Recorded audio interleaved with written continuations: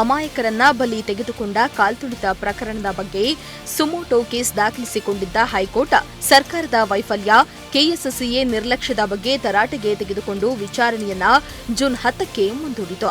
ಇಂದು ಮತ್ತೆ ಈ ಪ್ರಕರಣದ ವಿಚಾರಣೆ ನಡೆಯಲಿದ್ದು ಹೈಕೋರ್ಟ್ನತ್ತ ರಾಜ್ಯದ ಜನರ ಗಮನ ಶಿಫ್ಟ್ ಆಗಿದೆ.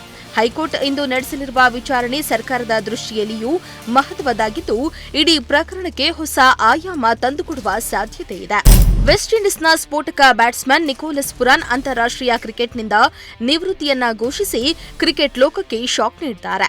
ಇಂದು ತಮ್ಮ ಅಧಿಕೃತ ಸೋಷಿಯಲ್ ಮೀಡಿಯಾ ಖಾತೆಯ ಮೂಲಕ ಈ ಕಠಿಣ ನಿರ್ಧಾರವನ್ನ ಅಭಿಮಾನಿಗಳೊಂದಿಗೆ ಹಂಚಿಕೊಂಡಿದ್ದಾರೆ. ಐಪಿಎಲ್ 2025ರಲ್ಲಿ ರಿಷಬ್ ಪಂತ್ ನಾಯಕತ್ವದ ಲಕ್ನೋ ಸೂಪರ್ ಜೈಂಟ್ಸ್ ತಂಡದ ಪರ ಅದ್ಭುತ ಪ್ರದರ್ಶನ ನೀಡಿ 14 ಪಂದ್ಯಗಳಲ್ಲಿ ಸುಮಾರು 200 ಸ್ಟ್ರೈಕ್ ರೈಟ್ನೊಂದಿಗೆ 524 ರನ್ ಗಳಿಸಿದ ಪುರಾನ್ ಇತ್ತೀಚೆಗೆ ಇಂಗ್ಲೆಂಡ್ ವಿರುದ್ಧದ ಸೀಮಿತ ಓವರ್ಗಳ ಸರಣಿಯಿಂದ ಹೊರಗುಳಿದ ಕೆಲವೇ ದಿನಗಳಲ್ಲಿ ಈ ನಿರೀಕ್ಷಿತ ನಿರ್ಧಾರ ಪ್ರಕಟಿಸಿದ್ದಾರೆ. ಸಾಕಷ್ಟು ಯೋಚಿಸಿದ ನಂತರ ಅಂತಾರಾಷ್ಟ್ರೀಯ ಕ್ರಿಕೆಟ್ನಿಂದ ನಿವೃತ್ತಿ ಹೊಂದಲು ನಿರ್ಧರಿಸಿದ್ದೇನೆ ಎಂದು ಪ್ರತಿಭಾವಂತ ಆಟಗಾರ ಪುರಾನ್ ತಮ್ಮ ಇನ್ಸ್ಟಾಗ್ರಾಂ ಪೋಸ್ಟ್ನಲ್ಲಿ ತಿಳಿಸಿದ್ದಾರೆ. ತೈವಾನ್ ಓಪನ್ ಅಥ್ಲೆಟಿಕ್ಸ್ನಲ್ಲಿ ಭಾರತ ಅಮೋಘ ಸಾಧನೆಯೊಂದಿಗೆ 12 ಚಿನ್ನದ ಪದಕಗಳನ್ನು ಜಯಿಸಿದೆ. ಭಾನುವಾರ ಒಂದೇ ದಿನ ಭಾರತ 6 ಬಂಗಾರ ಗೆದ್ದುಕೊಂಡಿದೆ. ದ್ವಿತೀಯ ಹಾಗೂ ಕೊನೆಯ ದಿನದ ಜಾವ್ಲಿನ್ ಸ್ಪರ್ಧೆಯಲ್ಲಿ ರೋಹಿತ್ ಯಾದವ್ ಚಿನ್ನವನ್ನ ಗೆದ್ದುಕೊಂಡ್ರೆ 800 ಮೀಟರ್ ರೇಸ್ನಲ್ಲಿ ಕೃಷ್ಣಕುಮಾರ್ ವನಿತೆಯರ 400 ಮೀಟರ್ ರೇಸ್ ಹಡಲ್ಸ್ನಲ್ಲಿ ವಿದ್ಯಾ ರಾಮರಾಜ ಚಿನ್ನದ ಪದಕವನ್ನ ಗೆದ್ದರು. ವನಿತೆಯರ 8 ಮೀಟರ್ ರೇಸ್ನಲ್ಲಿ ಪೂಜಾ ಮತ್ತು ಟ್ವಿಂಕಲ್ ಚೌಧರಿ ಕ್ರಮವಾಗಿ ಚಿನ್ನ ಹಾಗೂ ಬೆಳ್ಳಿಯನ್ನ ತಮ್ಮದಾಗಿಸಿಕೊಂಡ್ರು. ಪುರುಷರ 4x400 ಮೀಟರ್ ರಿಲೇ ತಂಡಕ್ಕೂ ಚಿನ್ನ ಒಲಿಯಿತು.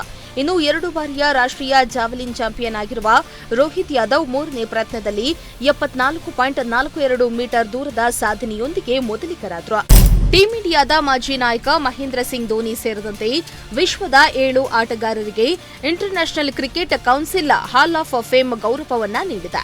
ಧೋನಿ ಅವರ ನಾಯಕತ್ವದ ಗುಣಗಳು ಹಾಗೂ ಕ್ರಿಕೆಟ್ಗೆ ಅವರು ನೀಡಿದ ಕೊಡುಗೆಗಳನ್ನು ಗೌರವಿಸುವ ಸಲುವಾಗಿ ಅವರನ್ನ ಹಾಲ್ ಆಫ್ ಫೇಮ್ ಪಟ್ಟಿಗೆ ಸೇರಿಸಲಾಗಿದೆ ಎಂದು ಎಐಸಿಸಿ ತನ್ನ ಪ್ರಕಟಣೆಯಲ್ಲಿ ತಿಳಿಸಿದೆ. ಇದರೊಂದಿಗೆ ಎಐಸಿಸಿ ಹಾಲ್ ಆಫ್ ಫೇಮ್ ಗೌರವಕ್ಕೆ ಪಾತ್ರರಾದ 11ನೇ ಭಾರತೀಯ ಎಂಬ ಹೆಗ್ಗಳಿಕೆಗೆ ಧೋನಿ ಪಾತ್ರರಾಗಿದ್ದಾರೆ. ಮಹೇಂದ್ರ ಸಿಂಗ್ ಅಂತಾರಾಷ್ಟ್ರೀಯ ಕ್ರಿಕೆಟ್ನ ಅತ್ಯಂತ ಯಶಸ್ವಿ ನಾಯಕರಲ್ಲಿ ಒಬ್ಬರು. ಅದರಲ್ಲೂ ಎಐಸಿಸಿ ಟೂರ್ನಿಯ 3 ಪ್ರಶಸ್ತಿಗಳನ್ನು ಪಡೆದ ಏಕೈಕ ಕ್ಯಾಪ್ಟನ್ ಧೋನಿ. 2007ರಲ್ಲಿ ಧೋನಿ ಮುಂದಾಳತ್ವದಲ್ಲಿ ಟೀಂ ಇಂಡಿಯಾ ಟಿ20 ವಿಶ್ವಕಪ್ ಅನ್ನ ಗೆದ್ದುಕೊಂಡಿದ್ರು. ಅಲ್ಲದೆ 2011ರಲ್ಲಿ ಏಕದಿನ ವಿಶ್ವಕಪ್ ಹಾಗೂ 2013ರಲ್ಲಿ ಚಾಂಪಿಯನ್ಸ್ ಟ್ರೋಫಿ ಗೆಲುವಲ್ಲಿ ಧೋನಿ ಪ್ರಮುಖ ಪಾತ್ರವನ್ನ ವಹಿಸಿದ್ದಾರೆ. ಇಂಡಿಯನ್ ಪ್ರೀಮಿಯರ್ ಲೀಗ್ ಸೀಸನ್ 18ರಲ್ಲಿ ಬೊಂಬಾಟಾಟ ಆಡಿ ಮಿಂಚಿದ ಸಾಯಿ ಸುದರ್ಶನ್ ಇದೀಗ ಟೆಸ್ಟ್ ಕ್ರಿಕೆಟ್ನತ್ತ ಮುಖ ಮಾಡಿದ್ದಾರೆ. ರೆಡ್ ಬಾಲ್ ಫಾರ್ಮೆಟ್ನಲ್ಲಿ ರಗಡ್ ಪರ್ಫಾರ್ಮೆನ್ಸ್ ನೀಡೋಕೆ ತುದಿಗಾಲಲ್ಲಿ ನಿಂತಿದ್ದಾರೆ. ತನ್ನ ಕ್ಲಾಸಿಕ್ ಆಟದಿಂದಲೇ ಆಂಗ್ಲರನ್ನ ಕಾಡೋ ಲೆಕ್ಕಾಚಾರದಲ್ಲಿದ್ದಾರೆ. ಈ ಬಾರಿಯ ಟೀಂ ಇಂಡಿಯಾ ಇಂಗ್ಲೆಂಡ್ ಪ್ರವಾಸದ ಹೊಸ ಪರ್ವಕ್ಕೆ ಸಾಕ್ಷಿಯಾಗಲಿದೆ. ಹೊಸ ನಾಯಕ, ಹೊಸ ಆಟಗಾರರು, ಹೊಸ ಹುರುಪಿನಲ್ಲಿ ಕಣಕ್ಕಿಳಿಯಲು ಭಾರತೀಯ ಕ್ರಿಕೆಟ್ ತಂಡ ಸಜ್ಜಾಗಿದೆ. ಸೀಸನ್ 18ರ ಐಪಿಎಲ್ನ ಸೆಷನ್ ಸಾಯಿ ಸುದರ್ಶನ್ ಕೂಡ ಹೊಸ ಜರ್ನಿಯನ್ನ ಆರಂಭಿಸೋಕೆ ತುದಿಗಾಲಲ್ಲಿ ನಿಂತಿದ್ದು ವೈಟ್ ಬಾಲ್ ಫಾರ್ಮೆಟ್ನಂತೆ ರೆಡ್ ಬಾಲ್ ಫಾರ್ಮೆಟ್ನಲ್ಲಿಯೂ ರನ್ ಹೊಳೆಯನ್ನ ಹರಿಸೋ ಲೆಕ್ಕಾಚಾರದಲ್ಲಿದ್ದಾರೆ.